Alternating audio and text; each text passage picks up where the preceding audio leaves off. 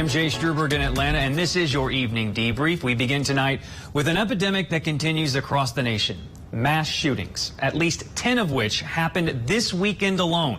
On Sunday in Chattanooga, 3 people were killed and another 14 injured, with some of those victims struck by fleeing cars. And on Saturday night in Philadelphia, 3 people were killed and another 11 were injured in the popular South Street area just before midnight. There were hundreds of individuals just enjoying South Street, as they do every single weekend when this shooting broke out. As you can see from the map behind me, mass shootings have occurred all across the country. In total, according to the Gun Violence Archive, there have been 246 mass shootings this year alone. This tracker considers a mass shooting an incident where 4 or more people are shot, not including the gunman.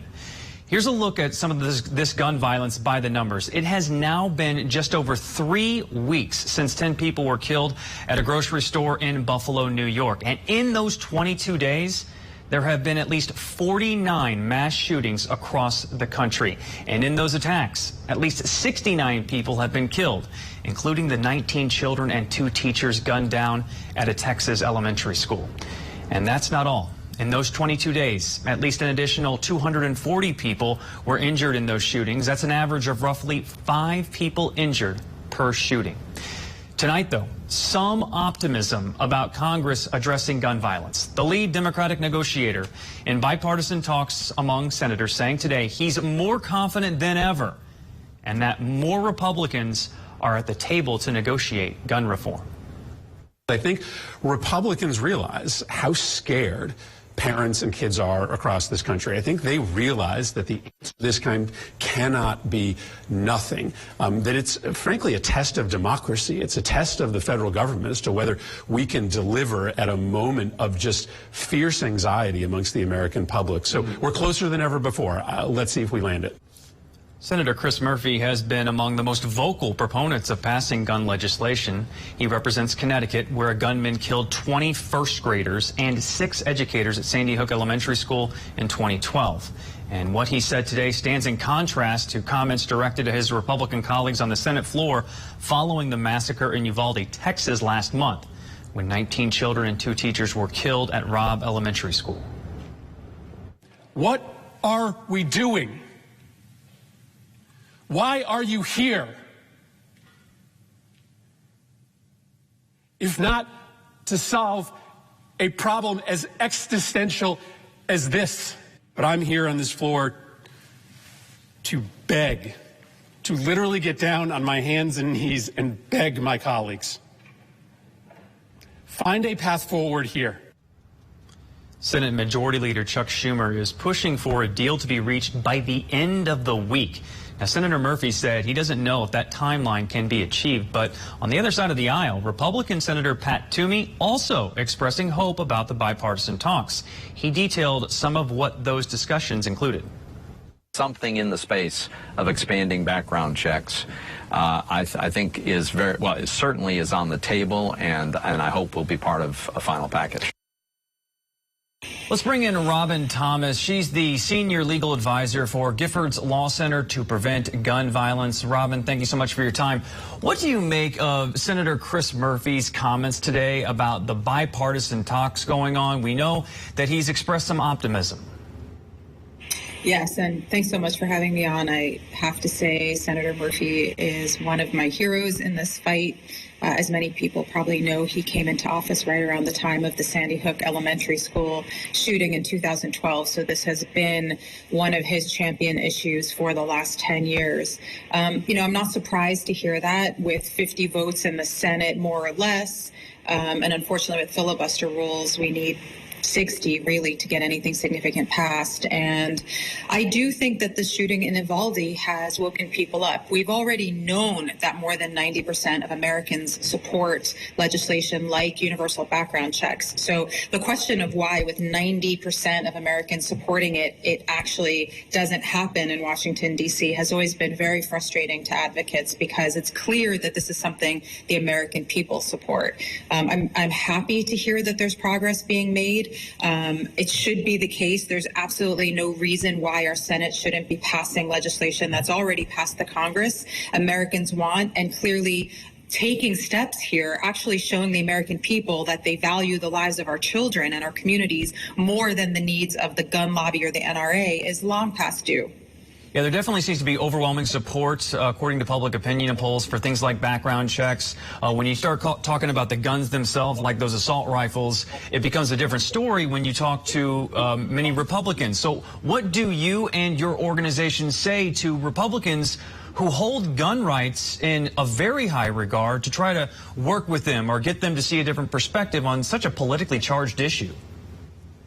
Well, it starts with the understanding of the Constitution, because a lot of times the defense of things like assault weapons and fighting back against any kind of regulation is this knee-jerk Second Amendment response. And even in the decision in Heller, which outlined individual rights, Justice Scalia said that this is a right that is not unlimited, that with rights come responsibilities, and things like restrictions on who can have guns, how they're sold, and the types of weapons are something that should be regulated. So I think having a conversation about what is the purpose of these weapons, about ways they can be regulated, whether it's restrictions on sales and transfers, registration, raising the minimum age to purchase these weapons. How can we not be having this conversation after back-to-back shootings in Buffalo and then Uvalde using the same weapon that causes such tremendous harm, and the same weapon that was used in Sandy Hook, basically? So these are the weapons that are so destructive. They cause so much damage to human bodies. There's no sporting or hunting purpose.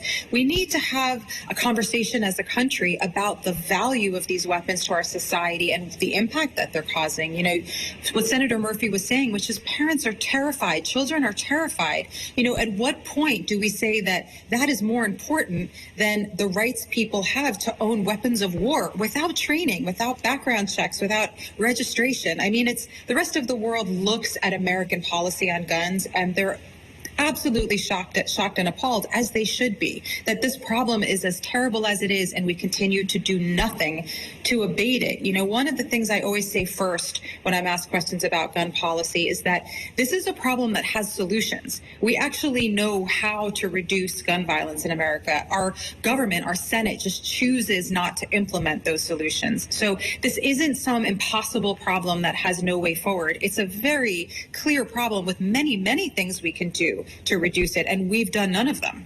Let's talk about what other countries have been able to do in response to mass shootings. In fact, they've been able to act quickly on gun legislation.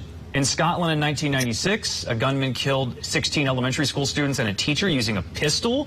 The UK had previously banned semi-automatic rifles and some shotguns. And after the Scotland shooting with the pistol, the UK banned all handguns.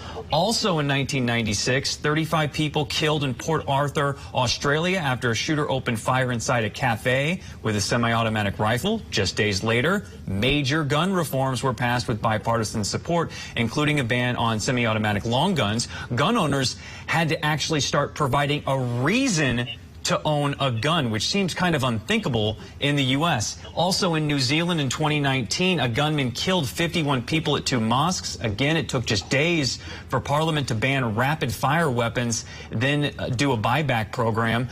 The current Prime Minister of New Zealand was actually at the White House just last week, and she was asked about gun control legislation. Let's listen to what Prime Minister Ardern had to say. The New Zealand public had an expectation that if we knew what the problem was, that we do something about that. Now, the context I have to give is our political system is very different. So she's noting the public set the expectation to take action on gun reform. So my question to you is, what can we take from the examples of these other countries that I just listed? Or is the political environment here just too toxic? The political environment is obviously somewhat toxic, so we're not going to pretend that's not the case. However, there is a point at which there has to be consequences for legislators who don't take action. And my comment is the American people have to step up to this. They have to be willing to stay focused on this, to make it matter to the people who represent them, to make calls, to vote this issue, to be out there talking about it, not to allow their attention to be distracted quickly and nothing gets done and it gets pushed to the side. So this is about the American American people continuing to speak up and focus and demand a better country and a safer country for their children. I think there is a pivotal moment here, but we're going to need people to stay focused and be willing to put themselves out there on it. And I think we can. There's a possibility we can see change, and I'm hopeful that that's what we're going to be looking at. A lot of people said that after the Newtown shooting, and the Congress didn't take much action. So it'll be interesting to see what lawmakers do when we see so many mass shootings over and over again. Robin Thomas with the Giffords Law Center, thank you so much for your time this evening. Thanks for having me. In addition to those bipartisan talks, House Speaker Nancy Pelosi has announced the House will vote this week on a wide-ranging package of gun reforms. Provisions include raising the age to buy certain semi-automatic rifles from 18 to 21, new federal offenses for gun trafficking and selling large-capacity magazines, and strengthening existing federal regulations on bump stocks and ghost guns. If this legislation passes the House, it is not expected to pass the Senate. These horrific mass shootings are happening so often, so commonly, people barely have time to mourn before another tragedy happens. On Wednesday, loved ones in Uvalde paid their respects to teacher Irma Garcia and her husband. Garcia shielded her students from bullets. Her husband later died after a heart attack, leaving behind their 4 children. The same day, a mass shooting at a hospital in Tulsa, Oklahoma. Authorities say the gunman killed 4 people, including his doctor, who he was allegedly targeting before turning the gun on himself. Joining us now, Dr. Tanya Sharp. She's an associate professor of social work at the University of Toronto and the founder and director of the Center for Research and Innovation for Black Survivors of Homicide Victims. Doctor, thank you so much for your time. As one community mourns, there's a mass shooting in another. How much damage does this near constant trauma do to us collectively? It's lifelong, Jay. It's lifelong. The unfortunate reality is that, in the United States, on average, 17,000 individuals are murdered each year. And what research indicates is that 7 to 10 family members and friends are left behind, struggling to make sense out of that which is senseless, struggling to cope with the murder of their loved ones. And what that means is that you have a pandemic of grief. You have a pandemic of grief of individuals in different communities across country borders who are now wrestling with thoughts and feelings of shock and rage and disbelief, hypervigilance, anger, and those sorts of feelings. So many different emotions and feelings. And you have a unique perspective being in Canada. How much of a difference is it, the reaction from even one incident of gun violence there, let alone a wave of mass shootings? Jay, I get asked this question quite often. And what I really want people to understand, particularly for Black communities, when I want to focus on Buffalo, New York for a moment. When you think about the terrifying, racist murder of Black people that disproportionately happens in Black communities all too often, Black people throughout the globe, they see their sons, they see their daughters, they see their aunts and their uncles in the images displayed across social media. And so the impact is very visceral and it's very real, causing individuals, again, to be hypervigilant, to often think about who's going to be next. And so we really have to think about what are the mental health resources that we can begin to provide to communities as they go through their grief journey. What do those resources look like? Because I can't tell you how many times I've heard people say, man, I can't even go to the grocery store now without being scared that something like that might happen. Those resources really look like thinking innovatively. It's not just about social workers and clinicians that will be able to provide mental health support services, grief counseling, if you will. But I think we have to push beyond the box of our thinking, think beyond that, and really think about training medical and medical healthcare professionals, law enforcement professionals, educators and teachers to really know what the symptoms of grief, traumatic grief, look like. That hypervigilance, that unable to sit in the seat clearly and focus, what those symptoms look like, and then how, and training those individuals on how to know how to support individuals, which is really holding the space, having time to talk about it, holding grief circles. And if those symptoms continue to manifest in terms of night terrors, in terms of inability to sleep, then it's really going to medical health professionals to get garner assistance and care. But again, we really all have a responsibility to help surround those who are disproportionately impacted by the devastation of homicide, violence, and victimization. What are some of the long-term ripple effects of these shootings for the communities directly impacted, for the country watching from afar? How long does this trauma stay with people? When I speak to survivors, Jay, the reality is it's a wound that never heals. And so what we're talking about is really thinking about the fact that there aren't ordered stages to grief. One doesn't go through anger and shock, and then they stop, and then they move to sort of recovery or healing. Particularly when you think about the chronic exposure. As you opened our segment today, that we're seeing this over and over and over and again. So that chronic exposure to cumulative death continues to re-traumatize.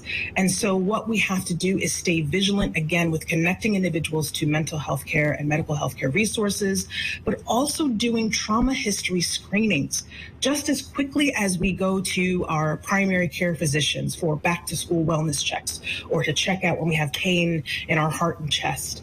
We need to train individuals to be able to screen for the trauma that is actually that all these individuals are experiencing, that they honestly may not even be aware of that they're experiencing this. But we definitely have to be more proactive than in assisting individuals who have been overexposed to homicide violence.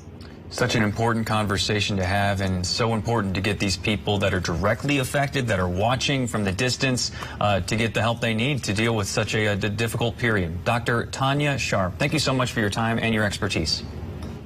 Thank you, Jay.